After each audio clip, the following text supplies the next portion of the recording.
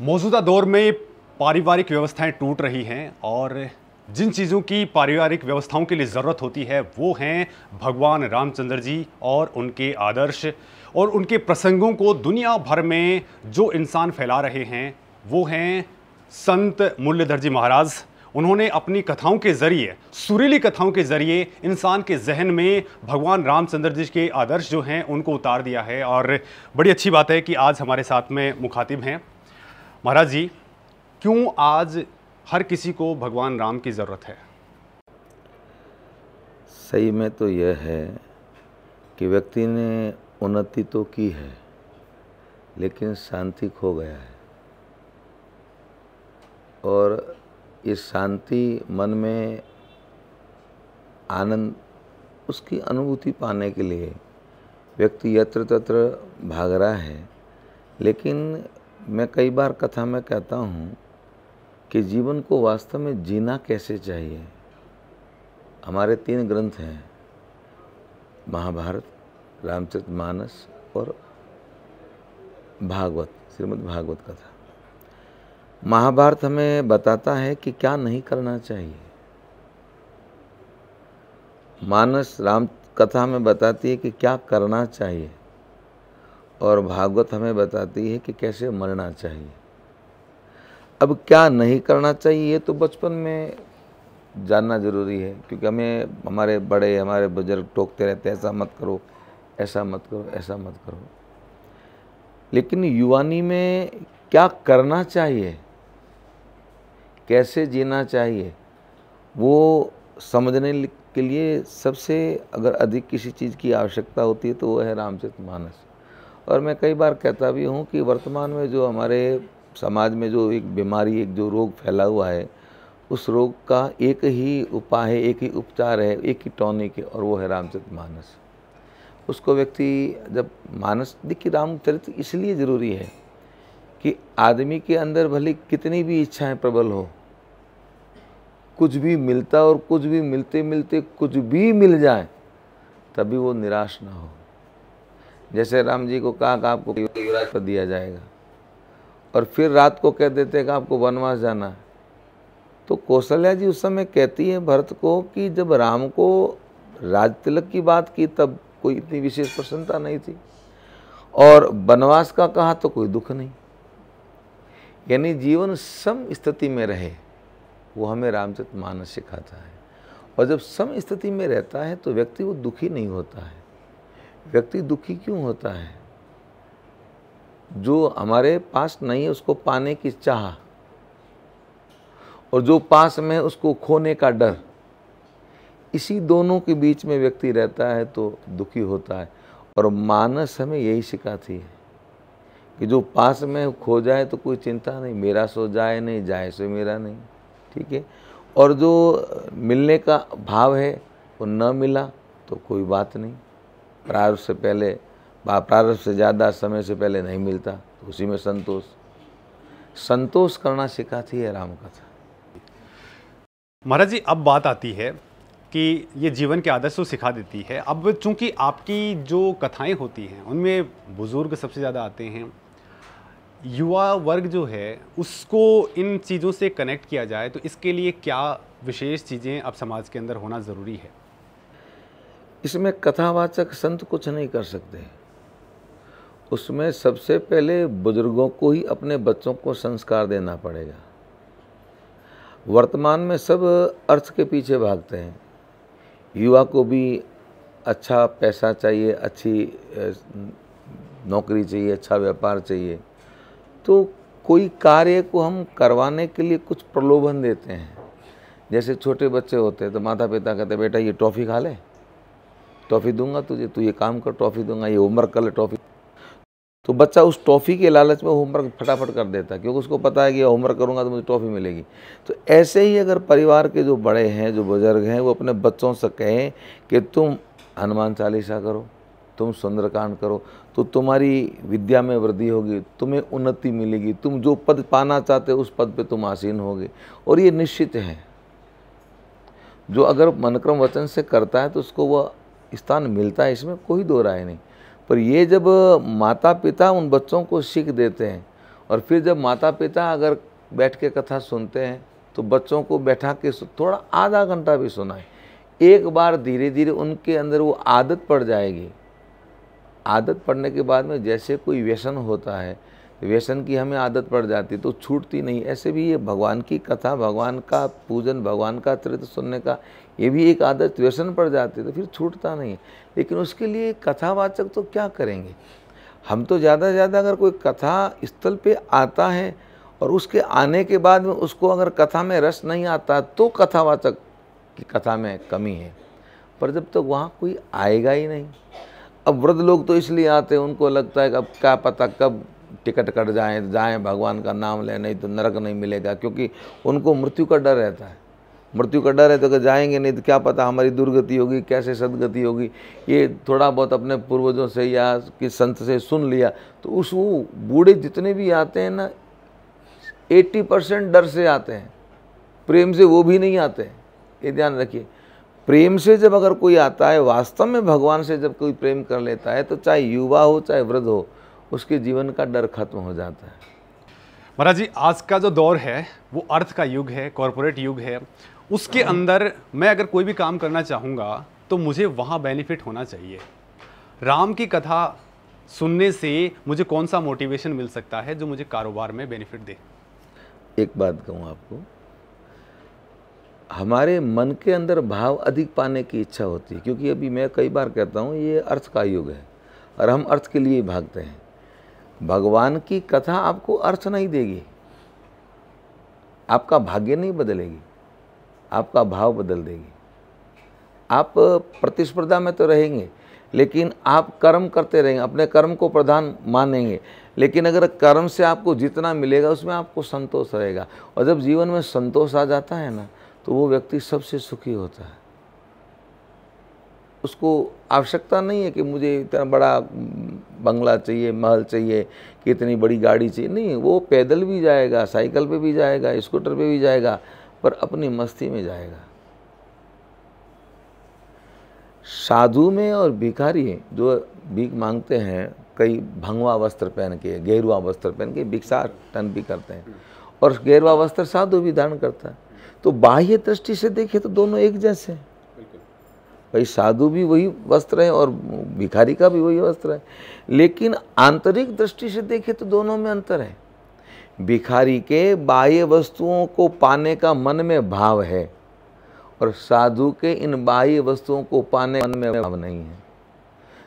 जब मन का भाव खत्म हो, देखिए संत के पास जाओगे, सदगुरु के पास जाओगे तो संत सदगुरु आपका भाग्य नहीं बदलता, वो सत्संग से आपका भाव बदल देता है।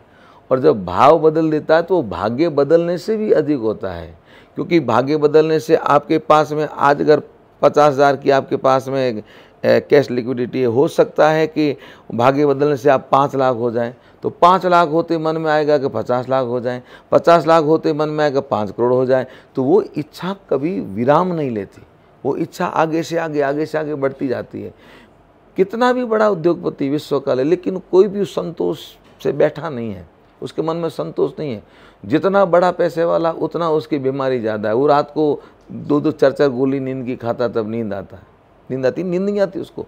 मूल उसका कारण ये, क्योंकि उसके जो भाव है वो भाव में अभी विराम नहीं आया। और संत सदगुरु की कृपा से भाव बदल जाता है, और जब भाव बदल जाता है तो फिर ये कॉर्पोरेट जगत है, चाहे अर्थ का युग है, तो अर्थ के अंदर भी वो आनंद से रहता है। और संसार में मनुष्य का जन्म भगवान का भजन करके आनंद में रहने के लिए हुआ है। कितना भी बड़ा आप मल खड़ा कर दो, फैक्ट्रियां बना दो, गाड़ियां ले लो, लेकिन एक क्षण लगता है, व्यक्ति के प्राण निकलते हैं। वही फैक्ट्रियां यहीं पड़ी है, बंगला यहीं पड़ा है, गाड़ियां यहीं पड़ी है, साथ में जो गले में, अगर यहाँ आपके साउथ में तो बहुत सोना पहन के घूमते हैं, 10 तोला के गले में चैन भी, हाथ में 10 तोले का सोने का कड़ा, सब निकाल लेते हैं। कोई रखता है साथ में, यहाँ तक कि पहने हुए कपड़े भी हटा देते हैं। तो फिर है क्या अपना? ये व्यक्ति का भाव बदलता है। कथा भाग्य नहीं बदलती, संत सदगुरु भाग्य नहीं बदलता, भाव बदलता है। और जब भाव बदल जाता है तो इस अर्थ के युग में, इस अभी आप जो कह रहे हो कॉर्पोरेट युग के अंदर भी व्यक्ति मन में अधिक पाने की चाह खत्म हो जाती है। वो कर्म करेगा, अक्रमणता नहीं आएगी जीवन में, कर्म करेगा। मतलब अप्रोक्स रूप से स्ट्रेस मैनेजमेंट रामकथा से आना शुरू हो जाता है उसमें। जी, इसके साथ ये जानना चाहेंगे कि स्ट्रेस मैनेजमेंट तो है ही है, लेकिन एक बिग स्टेमिना आप जैसे संत से भी देखने को मिलता है, जो कंटिन्यूसली 6-6 घंटे तक, 7-7 घंटे तक कथा कर लेते हैं और उस वक्त पानी भी नहीं पीते। तो इसके पीछे की एनर्जी आखिर आती कहाँ से है? कैसे आप इतना मैनेज कर पाते हैं? भगवान की कृपा से। आप अगर अपना जीवन देखिए, आदमी को भूख प्यास कब लगती है?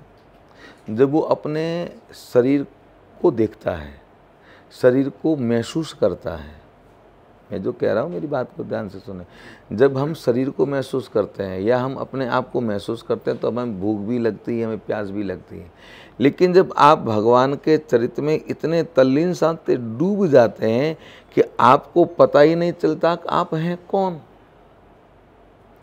जब आपको पता ही नहीं चलता कि आप हैं कौन, तो फिर आपको प्यास कहाँ लगेगी, आपको भूख कहाँ लगेगी महाराज। जैसे कि अब मैं सुबह 5 बजे 1 लीटर पानी पीता हूँ, फिर वापस 12 बजे 1 लीटर पानी पीता हूँ। 12 बजे के बाद पानी नहीं पीता हूँ, जैसे कथा में आता हूँ तो एक घूंट भी लेके नहीं आता हूँ, तो लीटर तो कितना हुआ? 2 लीटर हुआ। और अगर मैं कथा गाने बैठता हूँ और करुणा का प्रसंग गाता हूँ, तो अगर कोई मेरे आंसुओं को इकट्ठा करे तो 1 लीटर तो आंसू हो जाएंगे शायद 4 घंटे के अंदर, फिर उससे ज़्यादा ही होंगे, कम नहीं होंगे। अब बल्कि कोई अगर उसको एकत्रित कर ले तो फिर वो कहाँ से आए? वो आया कहाँ से हो? क्योंकि आप जब व्यक्ति ईश्वर के प्रेम में डूबता है तो उसे अपने शरीर का आभास नहीं रहता। जब कोई आदमी कोमा में चला जाता है, आपको उस हिसाब से समझा दूँ, वो पानी उसको 10 घंटे पानी मत पिलाओ, कहेगा होठ सूख गए। रात को नींद में आप सोते हो, कितनी भी गर्मी होती है, 6 घंटे 7 घंटे नींद लेते हो, नहीं वहाँ पे तो पता चल सकता है हमारा। नहीं अगर थके हुए हो, आप दिन भर आराम किए हुए हो तो 2 घंटे में पता चल जाएगा। दिन भर कड़ी की मेहनत करो, कड़ाके की मेहनत करो, दिन भर हाथ तोड़ो और फिर बाद में सो, पता चलेगा। मजदूर बेचारा रात को 8 बजे सोता, सुबह 7 बजे उठता है, उसको पता ही नहीं, ना तो बाथरूम लगता है ना पानी पीता है। ठीक है महाराज जी, ये तो बात हो गई। अभी करुणा वाली बात आई।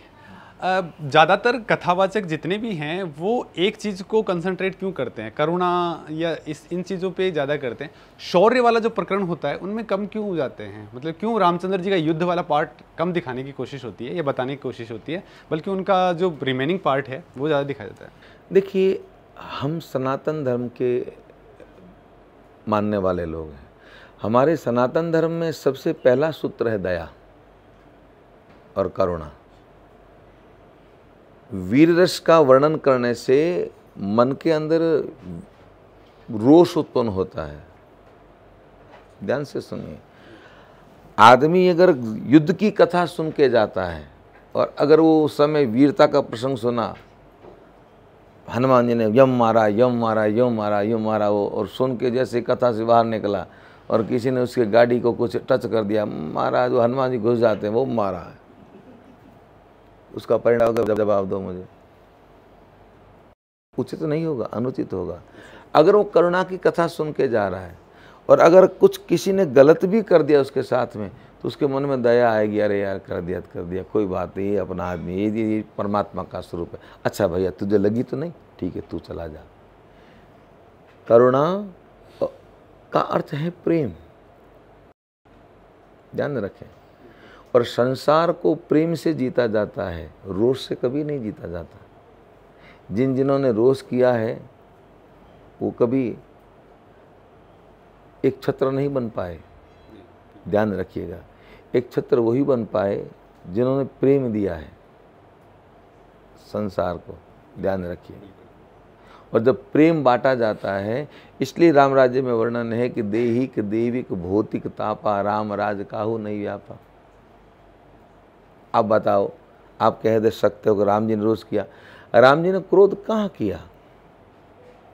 अगर क्रोध नहीं करते तो रावण किस में? गलत, राम जी ने क्रोध नहीं किया। मैं एक बात बता रहा हूँ, आपसे ही पूछ रहा हूँ, आपके साथ में आपकी पत्नी और आप दोनों कहीं बाजार में जाते हो और अगर आपकी पत्नी का कोई हाथ पकड़ लें तो आप उसको प्रार्थना करोगे कि भैया छोड़ दे तू?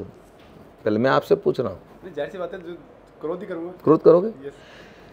सीता जी का रावण ने हरण किया, राम जी को पता चला, हनुमान जी ने जाके रावण को समझाया और क्या कहा? राम चरण पंकज उर धरहूं, लंका अचल राज तुम करहूं। तू सीता जी को राम जी को सौंप दे और राम जी के चरणों में शरणागति हो जा और तू लंका का अचल राज कर। बताओ, हनुमान जी सीता जी राम जी की अर्धांगिनी है, हनुमान जी तो सेवक है। अब उनकी अर्धांगिनी को रावण हरण करके लेके गया है और हनुमान जी कह रहे तू शरण में चला जा, तू अचल राज करेगा लंका का, तेरा राज कभी नष्ट नहीं होगा। क्यों कहा? क्योंकि हनुमान जी को पता है कि मेरे जो स्वामी हैं उनके हृदय में अति दया अति करुणा है। वो शरण में अगर चला जाएगा तो उसके समस्त अपराधों को क्षमा कर देंगे। ठीक है, रावण नहीं माना, हनुमान जी की पूंछ में आग लगा दी, तो पत्नी का हरण किया, जो प्राणों से भी अधिक अनन्य प्रिय सेवक, उसका अपराध किया। ठीक है, विभीषण कौन है? राम जी का भक्त है, विभीषण जी को लात मारी, ये और अपराध किया। फिर भी राम जी ने अंगद को भेजा कि जाके और समझाओ कि तुम सीता को दे दो, हम तो मेरा कुछ नहीं करेंगे।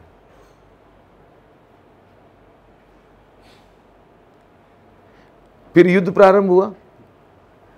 रावण की तरफ से पहला परिवार का वीर कोई घायल नहीं हुआ। अब रामायण सुने, सबसे पहले शक्ति लखन जी को लगी,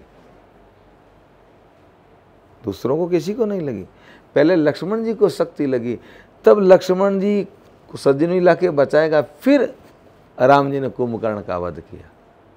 अब इसलिए विनय पत्रिका में तुलसीदास जी ने लिखा है, ऐसो को उदार जग माही। राम जी जैसा उदार कौन है संसार में? हम इस देश के वासी हैं जहाँ राम को हम मर्यादा के रूप में पूजते हैं, तो जब राम जी को मर्यादा के रूप में पूजते हैं तो वहाँ पे रोष कैसे होना चाहिए? कैसे रोष करें? और वो भी संत प्रेम की भाषा सिखाता है, संत क्रोध नहीं सिखाता, और युद्ध में क्रोध का ही वर्णन होता है, ये ध्यान रखिएगा। इसलिए अमूमन लंका कांड कभी गाया नहीं जाता, हम भी नहीं गाते हैं। ठीक है, धर्मरथ का वर्णन कभी हो, अगर मौका मिलता है तो कर लेते, नहीं तो निकल जाते हैं। लंका कांड को नहीं गाते, कभी होता है तो जो उसके जो मूल प्रसंग हैं उनको बहुत कम गाया जाता है। भरत जी के चरित्र को इसलिए ज़्यादा गाया जाता है कि भरत प्रेम मूर्ति हैं, उससे लोगों के मन में भगवान के चरणों में प्रीति उत्पन्न हो। कथा का अर्थ क्या है?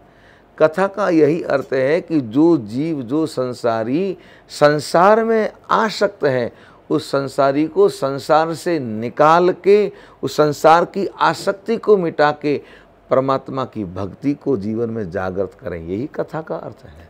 जी महाराज जी। महाराज जी, अब बात आती है सारे जितने भी कथावाचक हैं, और सभी की बात नहीं कहूँगा, मोस्ट ऑफ द केसेस के अंदर बात करते हैं त्याग की, समर्पण की, लेकिन उनको स्टेज बहुत भव्य चाहिए, उनको उनके जो फॉलोअर्स हैं उनके ऊपर बहुत ज़्यादा चीज़ें खर्च की जाती हैं, और बहुत सारी चीज़ें होती हैं उनमें। बहुत सारी जगह पे हमने देखा कि वहाँ पर व्यसन वाला जो मामला होता है एक तरीके से, वो देखने को मिलता है। तो कथावाचक के जो जितने भी हैं उनको एक आदर्श स्थापित करने की ज़रूरत होनी चाहिए। जैसे आपकी कथा में वो चीज़ें नहीं देखने को मिलती, रिमेनिंग बहुत ज़्यादा देखने को मिलता है कि जो फॉलोअर्स हैं उनके अंदर एक अलग तरीके का ट्रेंड क्रिएट किया जाता है, और वहाँ पे वो बातें करने लायक भी नहीं है। तो ऐसे से तो एक तरीके से सनातन का नुकसान भी होता है बहुत। मैं कई बार कहता हूँ, यवनों ने सनातन का नुकसान नहीं किया, उससे ज़्यादा तो ऐसे कथावाचक कर रहे हैं। उससे क्या होता है? ये यूथ, हमारा युवा पीढ़ी कथाओं के प्रति, संतों के प्रति उनकी उदासीनता क्यों है? इसका कारण यही है, वो देखते हैं कथावाचक तो ये तो बड़ी लग्जरी जीवन जीते हैं, ये तो ऐश मौज करते हैं। वो वक्ता नहीं है, वो बक्ता है। एक जो कथा है उसको बकना, वक्ता वो होता है जो उस कथा को पहले जीवन में चरितार्थ करता है। मैं आपको तभी कहूँ कि जीवन में आप वैराग्य लाए जब मेरे जीवन में वैराग्य होगा। मैं आपको तभी कह सकता हूँ भगवान से प्रेम करो जब मेरे जीवन में भगवान से प्रेम होगा। मैं आपको तभी कहूँ कि भगवान पे विश्वास करो। अब मैं आपको कहूँ कि सब परमात्मा करने वाले भगवान पे विश्वास करो और मैं हाथ में 5 नगों की अंगूठियाँ पहन के घूमूँ, ये गुरु ठीक हो जाएगा, शनि ठीक हो जाएगा या शुक्र ठीक हो जाएगा। सब वक्ताओं के देख लो आप, सबके हाथ में 4-4 अंगूठियाँ पहनी हुई है, सब ग्रहों से डर रहे हैं। तो तुम ग्रहों से डर रहे हो तो तुम दुनिया को क्या कह रहे हो भाई कि भगवान पे विश्वास करो? तुम्हें तो भगवान पे विश्वास नहीं, इसका मतलब भगवान से तुम बड़े ग्रहों को मानते हो।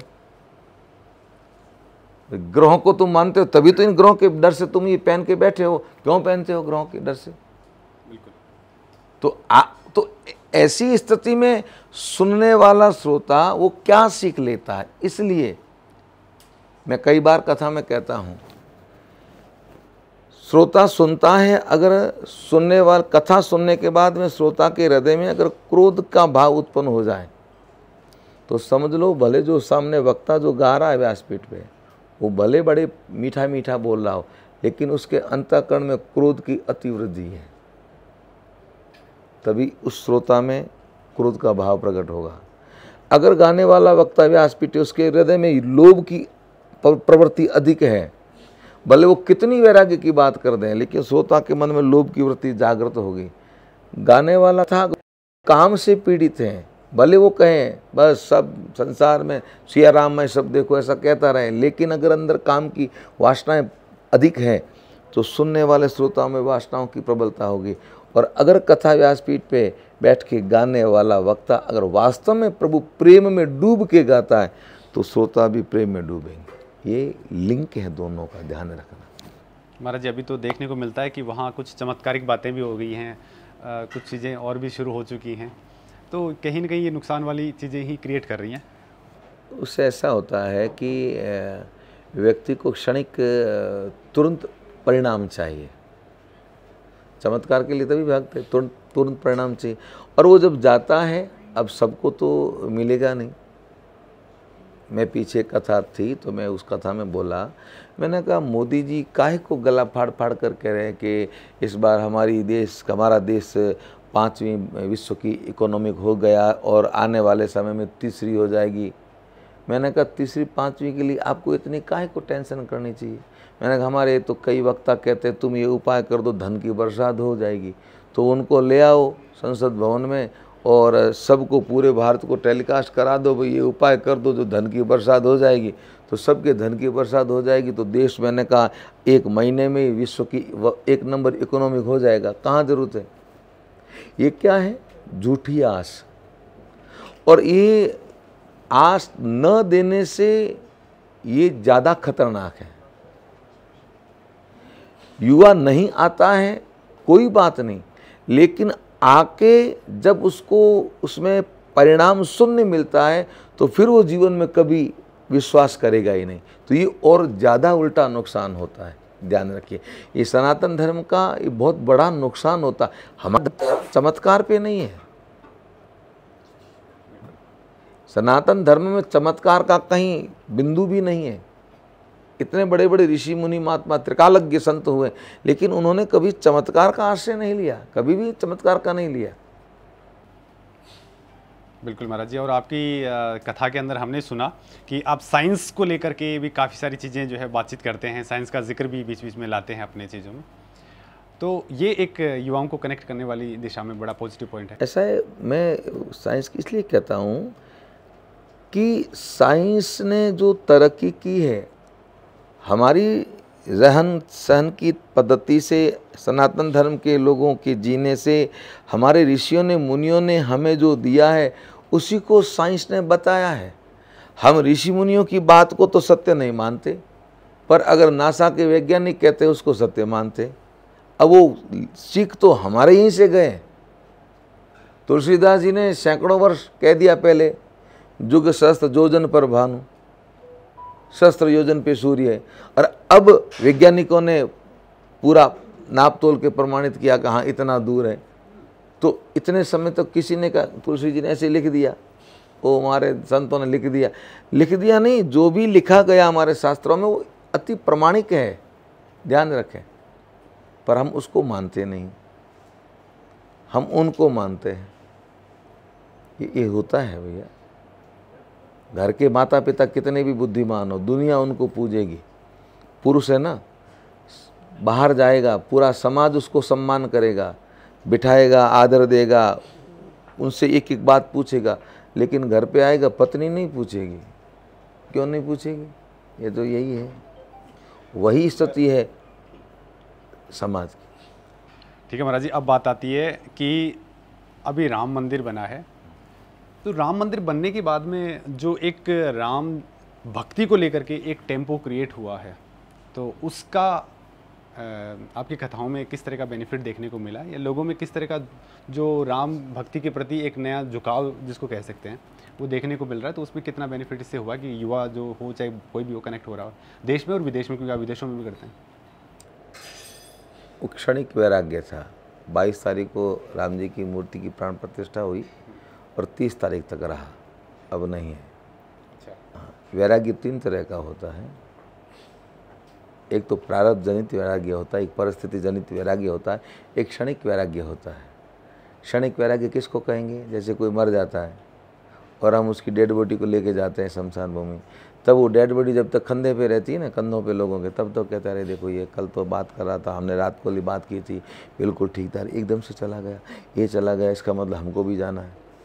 पर वो मौत कब तक याद रहेगी? जब तक मुर्दा जलता नहीं। उसको हम मारवाड़ी हमारे शमशानिया बैराग भी कहते हैं, शमशानिया बैराग। और जैसे मुर्दा जला के घर आए, स्नान किया, बढ़िया चाय, अरे आज संडे था, इसको भी आज मरना था, हमारी छुट्टी खराब होगी महाराज, ये लो। तो ये जो कह रहे हैं उससे हमारे मोदी जी को बड़ा नुकसान होने वाला है। तो हो गया, तो मोदी जी उस चक्कर में फंस गए। मोदी जी उससे अच्छा तो रामनवमी को करवाते तो वोट ज़्यादा मिल जाते। वो 22 तारीख को करवाए, इलेक्शन आया, जब तक रोज लोग राम जी को भूल गए। अब कहाँ बताओ, आपको बताओ मुझे, इलेक्शन में कहीं राम जी का नाम चलता है? नहीं, बराबर चल रहा है। वो मोदी जी चला रहे हैं, जनता चला रही है क्या?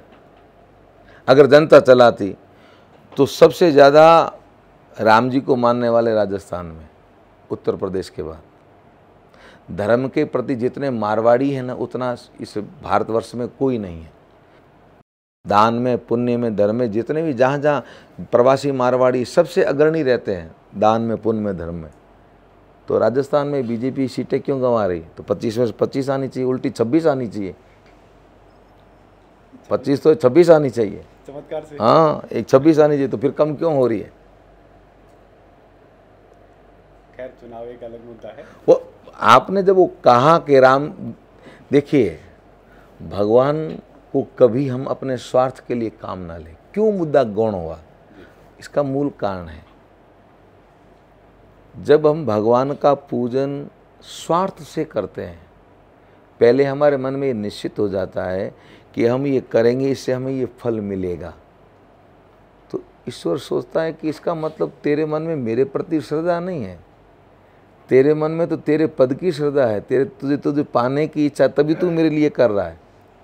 अगर ये शांति से कर देते मंदिर प्राण प्रतिष्ठा और कहीं जिक्र नहीं करते, मैं आपको विश्वास दिलाता हूँ उस समय भारतीय जनता पार्टी के लोगों को, नेताओं को, राम मंदिर की लोगों को याद नहीं दिलानी पड़ती, लोग इनको याद दिलाते और कहते ये हमारे नेता है जिन्होंने इतना बड़ा काम किया पर मुंह से कभी उफ नहीं किया।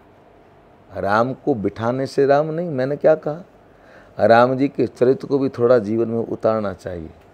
राम जी ने ताड़का को मारा, अहिल्या का उद्धार किया, धनुष को भंग किया, परशुराम जी को शांत किया। जब वापस आए तो कौशल्या जी ने कहा सकल अमानुष कर्म तुम्हारे, ये तो कोई साधारण मनुष्य के काम नहीं है, ये तो अमानुष के काम है। तब राम जी ने हाथ जोड़ के कहा माँ मेरा इसमें कुछ भी नहीं, मैंने कुछ नहीं किया, केवल कौशिक कृपा सुधारे, ये तो केवल गुरु की कृपा से सब कुछ हुआ, मैं तो एक निमित्त बना हूँ। ऐसा अगर हमारी भारतीय जनता पार्टी कह देती हम तो ये खाली निमित्त बने, बाकी करने वाले राम जी है, तो मैं कह रहा हूँ 400 पार होती, गारंटी है मेरी। पर वो तो कह रहे हम ले आए राम जी को, तो इसका मतलब पहले राम जी थे ही नहीं, तभी इसका गलत इफेक्ट गया। रखिए, ध्यान रखिए। मैं राजनीति का पार्टी आदमी नहीं हूँ। आपने जब पूछा तो आपका उत्तर दिया, आप उस मत ले जाइएगा। आप जिस क्षेत्र से हैं वहाँ पे मतलब राजस्थान से, वहाँ पर एक चीज़ कहावत चलती है कि बोल बड़ा का बूम बड़ा बिक जाए और न बोल बड़ा को नाच भी रह जाए। बीजेपी बोल रही है कि भाई हमने किया है, तो वो तो बोलेगी नहीं, तो फिर जनता के पास आवाज़ कैसे जाएगी? ये गलत है। जनता को पता नहीं मंदिर प्रतिष्ठा हुई? जवाब दीजिए। जनता को पता नहीं? जनता को ये तो पता है खैर, लेकिन उसको बार बार बताएंगे तो याद रहेगा ना। मैं बताऊं, पता है? हाँ। एक भजनानंदी संत किसी जाके कोने में बैठ जाए, किसी को बोले नहीं, भजन करता रहे। मैं कह रहा हूँ हमारे जैसे कथावाचक घूम घूम के गला फाड़ फाड़ के गाएंगे तो पब्लिक नहीं आती है, उतनी उस भजनानंदी के यहाँ चुपचाप चली जाती। बाहर मेला लगा रहता है कि बाबा जी के एक बार खाली झलक पड़ जाए, दर्शन हो जाए, वो बोलते ही नहीं है। तुलसी राम जी वो कहते नहीं कि हमारे पास आओ, वो कहते नहीं हम वक्ता हैं, वो कहते नहीं हम ज्ञानी हैं, वो बोलते ही नहीं है। ऐसे कई संत हैं। देवरा बाबा नाम तो सुना है ना? आज भी वहाँ लाखों लोग जाते हैं। और जब थे इंदिरा गांधी जैसी शख्सियत वहाँ गई, वो तो बैठे रहते कुटिया, बाहर ही नहीं आते, लोग बाहर भीड़ लगा के बैठे, वो तो कथावाचक थे नहीं। वो राम जी का काम करते थे। राम जी का काम करके देखिए, राम जी का काम करके शांत रहो, कहो मत हमने किया तो राम जी प्रसन्न। क्यों? हनुमान जी उसी को लाइक करते हैं जो राम जी जैसा होता है।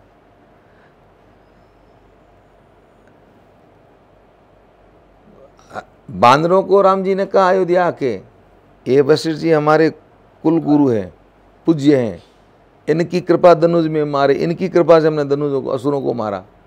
अब वशिष्ठ जी वहाँ कहाँ आए थे? मारा किसने? राम जी ने। तो राम जी ने तो नहीं कहा गुरुदेव मैं रावण को, जिसको कोई नहीं मार सका, त्रिभुवन विजय था, उसको मैं मार के आया हूँ, बोलो गुरुदेव अब आपके कुछ करना है? मैं करता हूँ, मैं राम हूँ। कहा? नहीं कहा।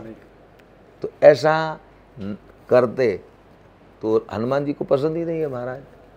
हनुमान जी तो कहते संसार में बड़े हमारे राम जी से बड़ा कोई नहीं, और राम जी कहते मैं बड़ा ही नहीं हूँ। अब समझ में आई आपके? नहीं आई?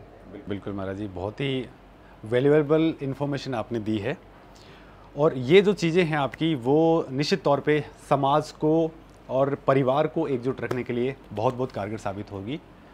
बहुत बहुत धन्यवाद।